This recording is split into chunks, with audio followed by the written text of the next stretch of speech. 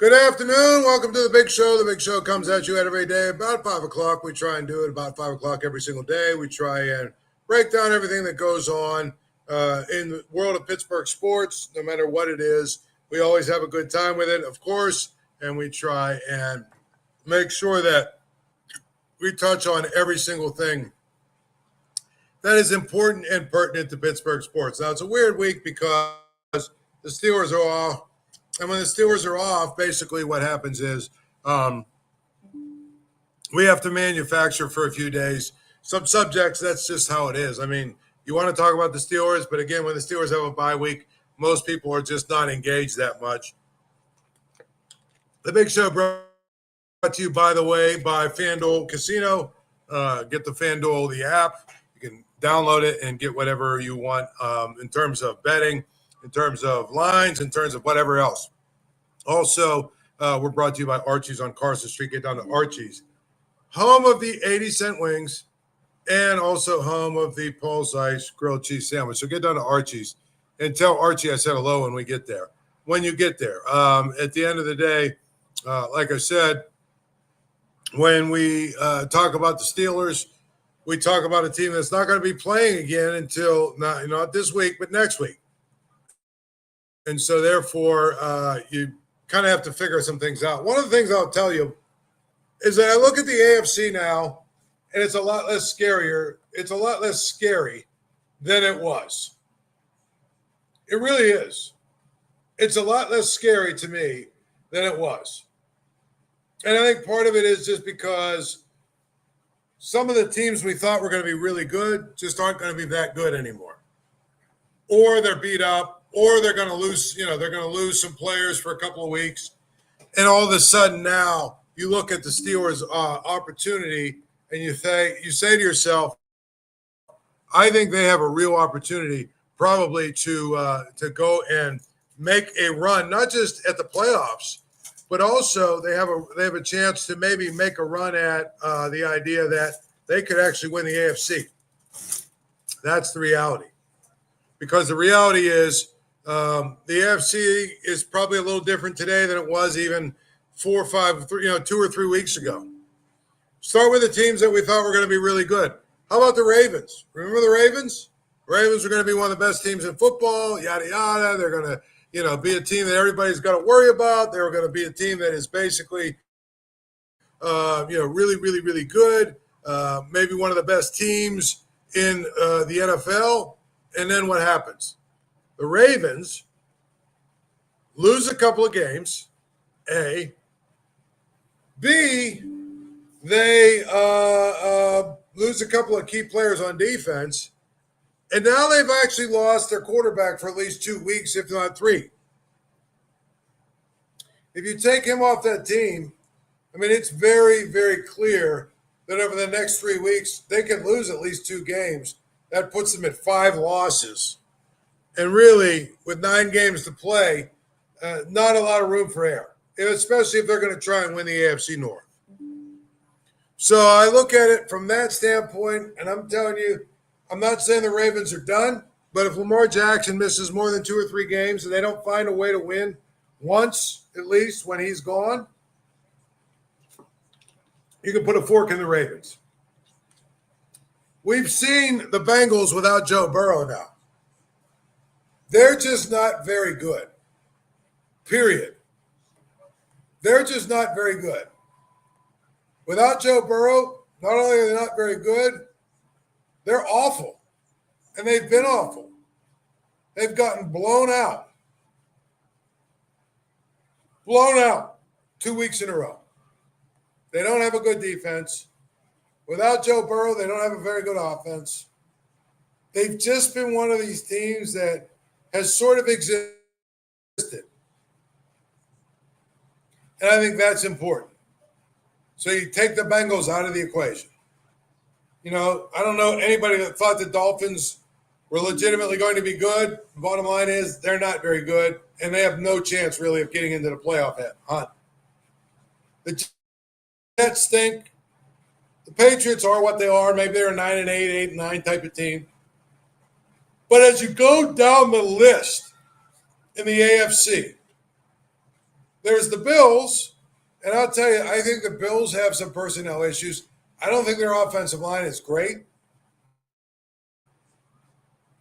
Josh Allen has been a magician, obviously, but I don't know how good the Bills actually are.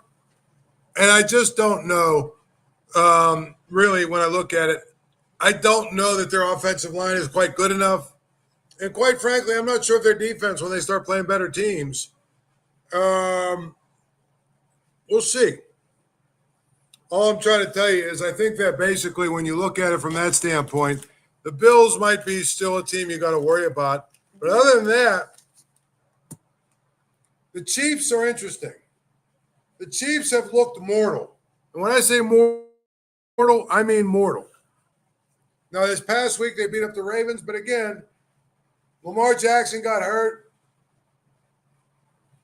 The Ravens lost a few key players on defense. And at the end of the day, I really think that the Chiefs are still incredibly lacking weapons around Patrick Mahomes. And so I look at the AFC. Remember the Chargers? Chargers were, on their way to the best season they've had in forever. And they just lost to the Giants. And if they don't get some of their offensive linemen back, they have no chance of winning either. So I'm looking at this entire picture. The Houston Texans, right? Houston Texans were the next up-and-coming team.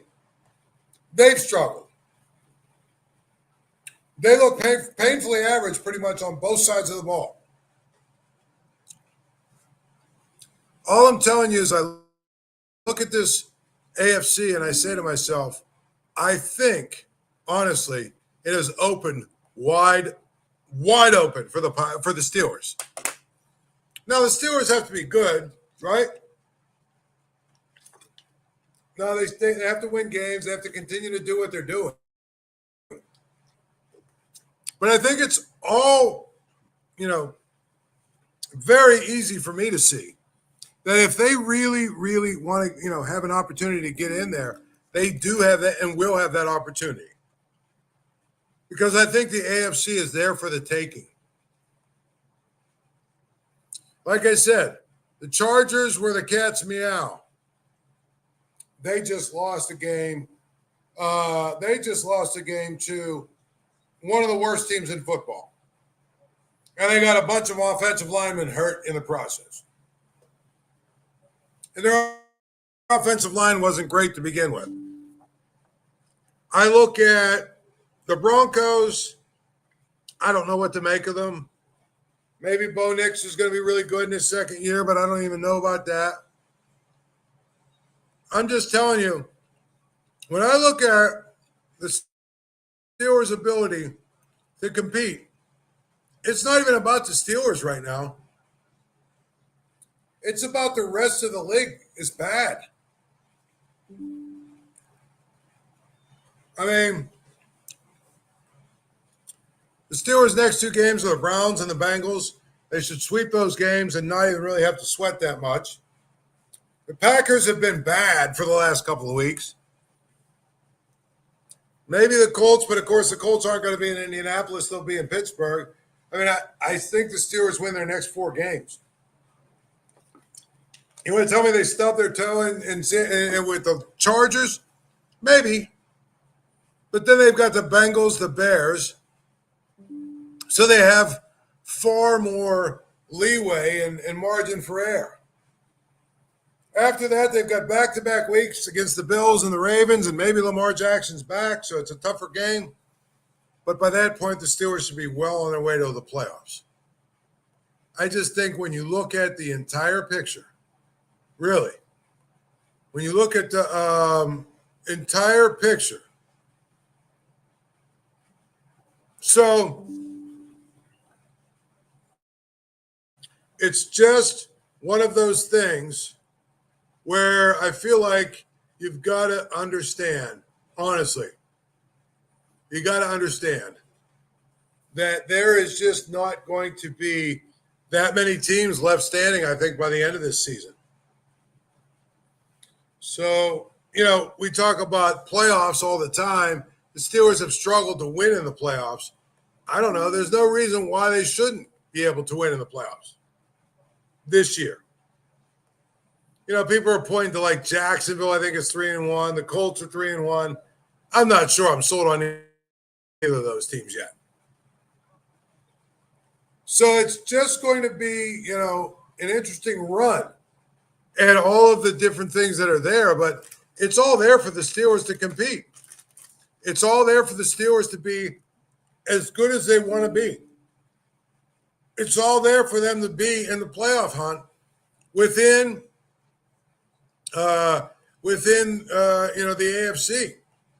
And at that point, if you get through the AFC and you get to the Super Bowl, it's a one-game season. I'm not saying that's where they're at. I'm not saying they're a favorite. I'm saying that, 2 weeks ago, I probably had a different idea of where they actually fit. And I think that's what we're talking about. So I think that's, the important thing. It really is. The Steelers actually have an opportunity here. And I think if they're, if there's an opportunity for them to do some things in the AFC, that's what we've talked about for a long, long time. You want to tell me the Chiefs with Patrick Mahomes is, better than the Steelers? I don't know. I guess you have to beat Patrick Mahomes in the playoffs to prove it. And teams in the AFC haven't done that very much. So if I was going to do my power rankings, I probably, and I know that they, have 2 losses, I'd probably still put the Chiefs at the top because they have Patrick Mahomes. And until someone beats them in the playoffs, that's the team to beat. I put the Bills probably number 2. Not in love with parts of their defense, not in love with their offensive line, but they probably are number 2 because they probably have what I would consider the second best quarterback in the AFC. Now, let's go one step further. Who's third? Behind the Chiefs and the Bills, who's third? At one point, we thought it was a slam dunk that it would be the Ravens.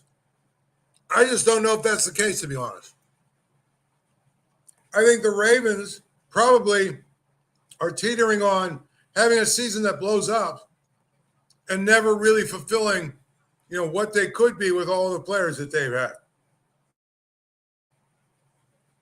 So I'm just telling you, I think the third best team right now in the AFC is the Steelers. A couple weeks ago, you probably would have been like, no way, blah, blah, blah. Look around the AFC. It's not just because the Steelers are coming off their best game. It's because I look at the AFC and I see a bunch of teams that are just really flawed. They're just not really that good. So Bills and Chiefs probably are my 1 and 2. The Steelers, to me, are right there with the Chargers and the Colts as 3, 4, and 5. And so this is something I didn't think I would be talking about a few months ago. But now, if you look at it, it doesn't seem that outlandish, does it? It really doesn't. It does not seem that outlandish. And I think that's important, really. If you think about it, that's really kind of important because that's what we watch the games for. We try and basically, root for teams that are going to make deep playoff runs. And while I'm not sure that the Steelers have actually beaten a playoff team yet, they've looked pretty good, actually, especially this last game. And if that's the case, you just never know. It's never just about the Steelers, though. It's never just about, the Steelers playing and playing well and, what they do, because there's a lot of other teams that are good, that have a lot of good players and everything else. And guess what? They never, ever accomplish anything. Or they play well and knock the Steelers out of the playoffs. So to me, I think it's really ridiculous that people write teams off or basically crown teams before things actually really happen. Because I think that it's a long NFL season. And because it's a long NFL season, a lot can happen. If all of a sudden, for instance, Aaron Rodgers goes down, guess what? The Steelers season probably changes, in many ways in my mind.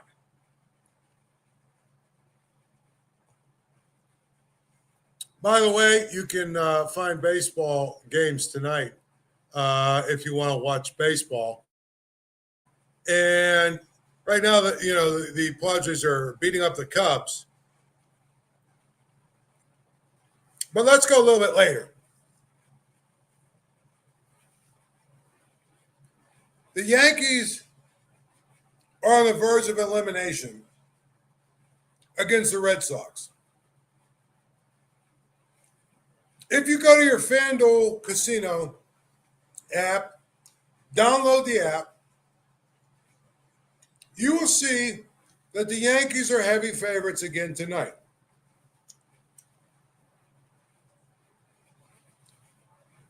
They were minus 190 last night. They're minus 185 tonight. It's in New York, and they have to win. And if they don't win, it's over. Against the Red Sox, who finished behind them in the standings. It's Carlos Rodon against Brayan Bello. Now, as I said before, if you want to bet on this game, you're going to have to lay minus 185. In other words, bet $185 on the Yankees to win 100.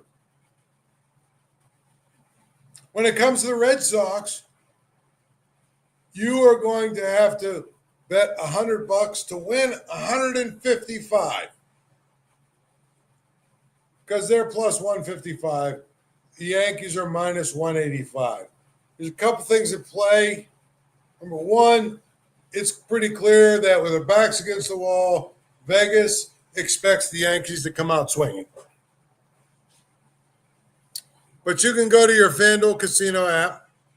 If you don't have it, download it, create an account. And when you do, you'll have access to the ability to bet multiple ways on multiple different sports every single day. FanDuel, go to your FanDuel app, download it, put it on your phone, and you'll be able to bet instantly on pretty much any event that has taken place. You can bet prop, you can bet player props, you can bet all kinds of different ways. Pretty much every single sporting event that happens will have the ability to bet on it. So take advantage of that. Now then, we've been talking a lot about the AFC. And I think it's important, to note that the AFC right now, if the season were to end, and of course after 4 weeks, it's kind of silly, but if the season were to end today, the Steelers would be the 3 seed. And that would mean they would be able to host in the first round the 6th seed. The 6th seed right now is actually the Bengals. Well, we all kind of know that the Bengals are not going to be involved in this because they're not very good. But there's some other teams in play for the Steelers to play in the first round, including Jacksonville and the Chiefs. In fact, if the playoffs were to start today, the Broncos and Patriots would not make the playoffs.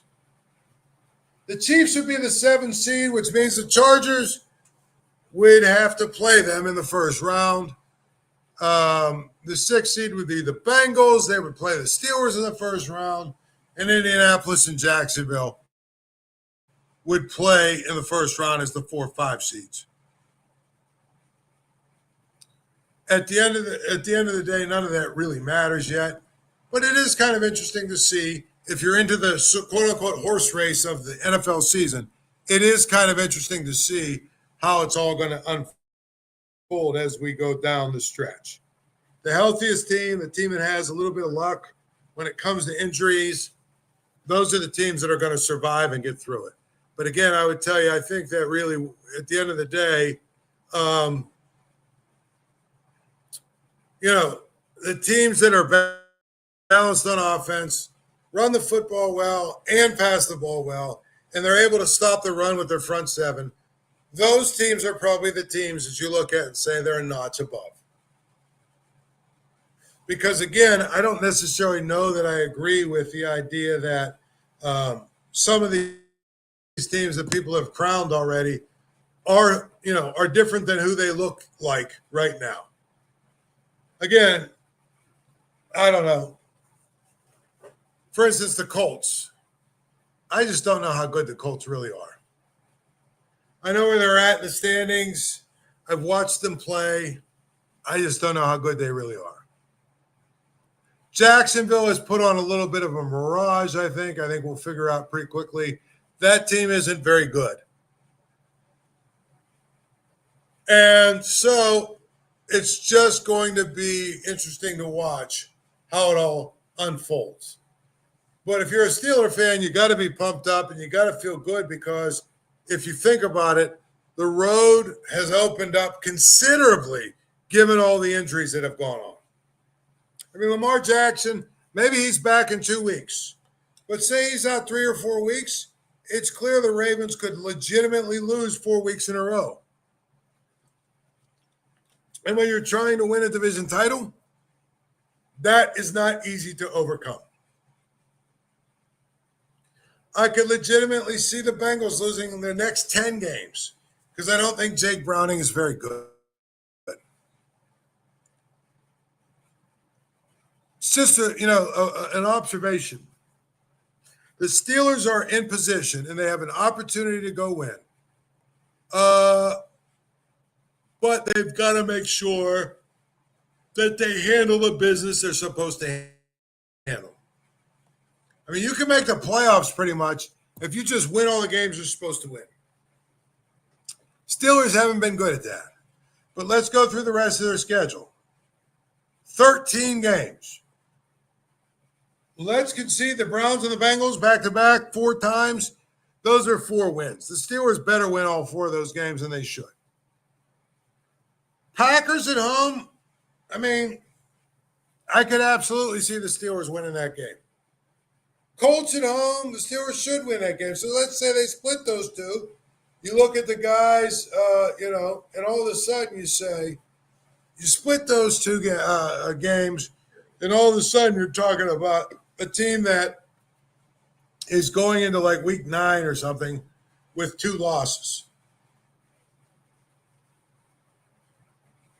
Now, it's very clear that they could lose to the Chargers, maybe lose to the Colts, although I think in Pittsburgh, they're not going to lose to the Colts.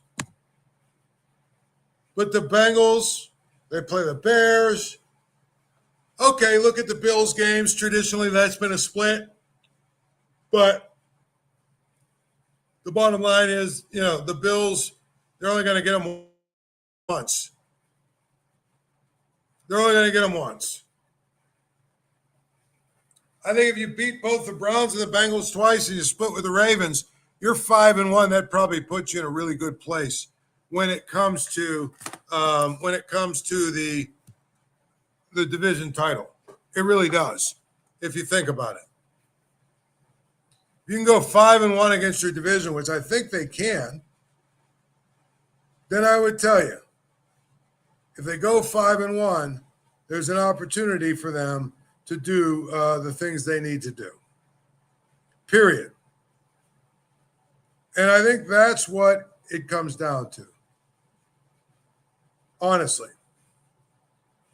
It comes down to the bottom line of all of this. If they take care of business, they're going to have a real opportunity to get it done. Because I think the rest of the conference is bad. Bad. That's where we're at. Now then,